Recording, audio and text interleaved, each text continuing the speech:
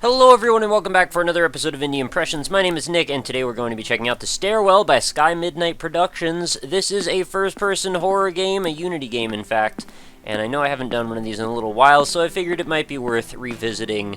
So we did seem to see some pretty positive reactions to when I was doing those horror games for a while there. I think I probably covered about like 5 to 10 of them maybe. I don't know, and there were certainly some interesting game design examples shown off in that little subset that we did there. So that was our introduction.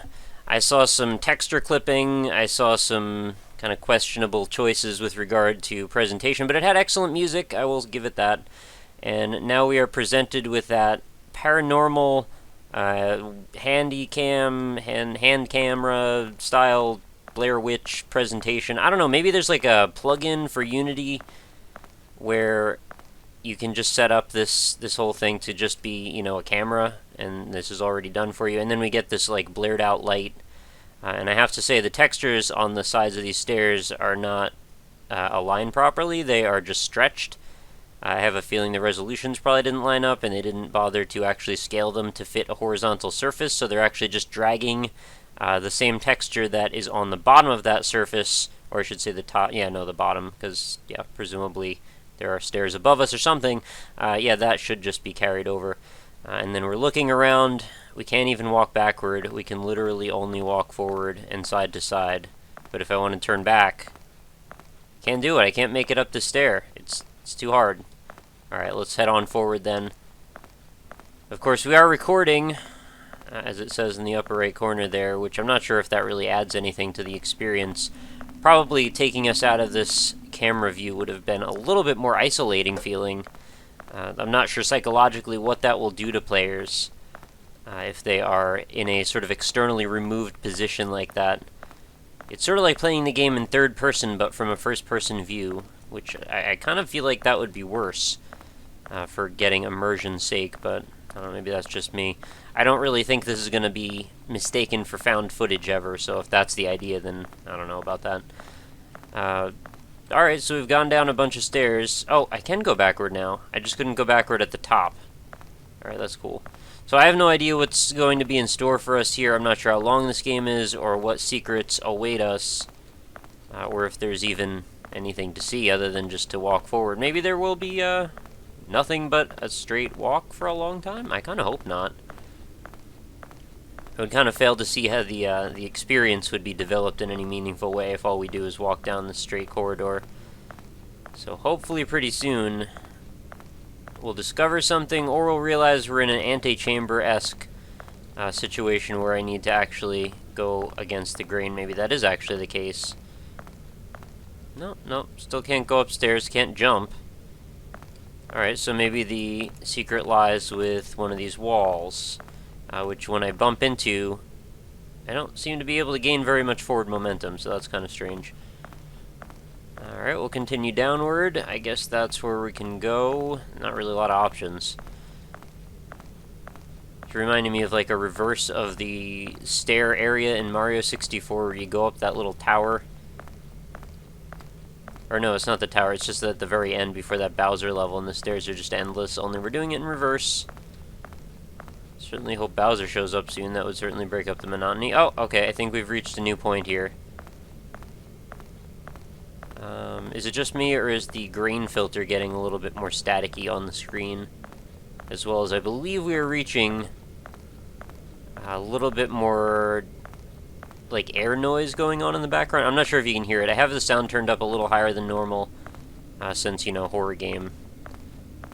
Yeah, okay, it does seem to be building up into a little bit more of like an actual drone. Oh, and now we've got some little bits of ambient gusting sounds, maybe a little bit of an echo. Oh, okay, we've got a little flashing skull face. If this is your first time watching me play a horror game, I don't do the whole screaming thing. I just, you know, actually act like a person would act when they're playing the game, considering that is all I'm actually doing. So if you've come here for cheap thrills and blown-out speakers, I'm afraid you might have to look elsewhere. Sorry about that. But I do want to evaluate this game on its merits in terms of game design. So far, I'm not utterly impressed, I have to say. We are basically walking through a rectangle, which, sad to say, and I don't mean this to come across too cynical, but, you know, this is actually a pretty good flowchart of the level progression of a lot of current-gen modern shooters. If you ever have looked at like a wireframe breakdown of game design and the gameplay progression and level design, essentially you are presented with what looks like a straight line leading to a bunch of boxes, and those boxes are cutscenes. So in essence, we're just maintaining that the majority of this game is essentially the straight line, and the cutscenes may just be a flickering skull on the screen, who knows. Alright, so there seems to be a little bit more flashing filter effect on the screen as we continue downward. I'm not really getting any meaningful sense of progression here. This all looks completely identical, copy and pasted.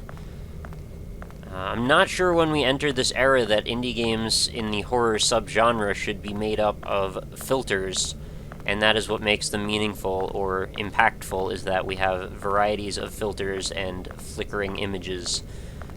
I'm pretty sure we can do better than that. We will just continue forward. So far, I haven't actually had to do a single thing aside from hold the W button, or W key. I don't even need to really move my mouse. I'm actually taking my hand off the mouse, and I'll just rest my finger heavily on the W key and see if anything changes. I don't anticipate that I'm going to be doing anything but walking forward, so why not? Why not waste, you know, a little less energy? So far, so drab. Onward and downward we go. You know, there were some sequences in the Silent Hill games that absolutely were terrifying when they were basically centered around progression downward. There was this feeling that the further down you went, the further into hell you were going. This game, I guess, is going for that feeling, but since it's so drawn out, and there's no actual sense of tension other than just what's building from going forward, I don't feel like we're really making any forward movement. If we would have had a moment or two before we get into this staircase to understand what it is that's around us, I'm told that we're supposed to be exploring a cave, and then we discovered a door, we went through it, and then an endless downward staircase, the door locks behind us, so on and so forth. Let us explore that cave for a second and see what we can find. Maybe that would be a thing worth watching. I'm starting to question if maybe I should be going backward again. I know it's probably a little naive of me because I have a feeling it's not correct. But no, okay, still can't go backward. I guess I could try walking up the stairs. No, okay. I thought maybe I could go backward or turn around. Neither. Alright, there's more flickering, more static. I'm really not inherently scared of static. I don't know who finds that to be the thing that gets to them that much. I understand that some of these effects can be used in good ways in movies and cinematography, but in an interactive medium like this, you need a little bit more, in my opinion anyway, than just flickering visuals. I mean, I find this kind of annoying, actually, and I could see this easily triggering epilepsy in people that have trouble with flickering images like this. It's actually a little bit hypnotizing as well, just watching the static, because it doesn't seem to be that there's anything but this black and gray and slightly tannish brown in the color palette. You know, if there was a striking bright color that showed up all of a sudden, that would definitely take me off guard. And is a way that you could probably leverage this monotony to your advantage. Alright, now we've gone inverted. What this really strikes me as is just that a game developer saw an opportunity in a bunch of plugins to somehow turn this into a more impactful experience, or make an experience around the plugins. Anyone who's messed around with Photoshop or has, you know, done plenty of design knows that generally good design does not come from using a plugin effectively. The plugins are tools, sure, and you can use them sometimes, but you gotta use them in a way that isn't the focus of the experience, and I think the same holds true in games like The Staircase. And for some reason, they just seem to be popping up all over the place. Is it because they're, you know, game development tools like Unity are more accessible now than they ever have been? You know, so people who might not have gotten into game design are experimenting around with ideas like this. Maybe it is. And if that's the case, you know, there's nothing wrong with that. I guess inherently, you know, playing around, there's no problem with it. This is free. and there is not exactly an impetus to pay anything for it, so yeah, I guess there's nothing wrong with it. But we're not trying to elevate games in general by doing stuff like this, in my opinion anyway. Alright, we keep going down, and nothing seems to be changing. I'm sure it's going to get loud eventually. If it gets super loud, I might be quiet for a moment or two. Just so we can absorb some of the atmosphere, which, you know, again, the music at the beginning was quite lovely, and it set a much higher bar than the rest of the experience has been at. And even this just subtle drone in the background, there's actually a few different frequencies, an airy, misty sound. Oh, the flickering is getting a little hard to look at. But yeah, just in general, the sound design is not bad. I don't really have any issues with that. Just this monotony and staring at filters. I mean, we can't even do anything other than walk forward. So this is basically a long video. It's essentially, as far as game goes, gameplay conventions is essentially the same as if a YouTube video would only play if you held down the W key or your left mouse button or something like that on the play button. Essentially, we're creating that same experience. There is no advantage to looking anywhere but forward. There is no other progression, you know, going left or right. This is kind of an interesting thing. If you leave the viewpoint tilted at the right point of view, you might have just noticed that it almost feels like you're going upstairs, which I guess is sort of an interesting optical illusion. I'm not sure if everyone feels that way, but if you just look at it in just the right way, you'll notice it almost becomes inseparable, you know, down and up. Which I guess creating a level of cognitive dissonance in the player's mind is kind of a cool experience. Although I think there's much more effective ways to do it, e.g. everything that happens in Antechamber.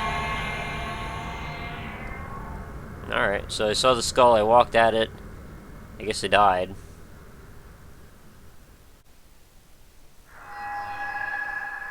And okay, I thought it was over. Are we still playing? Oh yeah, I can still keep walking. I was pretty sure that that was going to be the end there. Alright, there seems to be something off in the distance. We got flickering faces. And I guess another skull.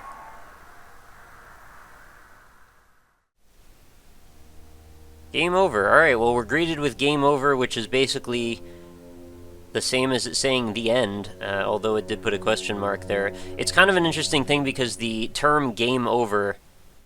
I'll continue with what I was speaking on before the game so rudely kicked me back out to the desktop. So I was just going to say that the term game over, in essence, has been taught to us in a manner that essentially you're being punished. When you hear game over, see game over on the screen, it's telling you you did something wrong, redemption is still ahead, and essentially you basically should keep playing the game. So when you use that as your, you know, the end, fin, whatever you want to use as your final closing quote on the screen, I think that sends possibly the wrong message to the player. And I guess now you can see the screen with very little lens flare, or not lens flare, but I'm sure that could be worked in there, noise filter over the screen to see how much it's come from the end to the beginning. Unless they were going for some sort of a, you know, what was it, I'm Scared pixelated nightmare thing where the game's supposed to end and then you start over again. I have a feeling that's not what we're doing in this case.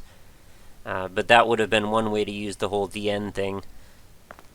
So essentially we ended up having a game where there were, what, 1, 2, 3 textures for the entire thing, plus the couple of filters and images.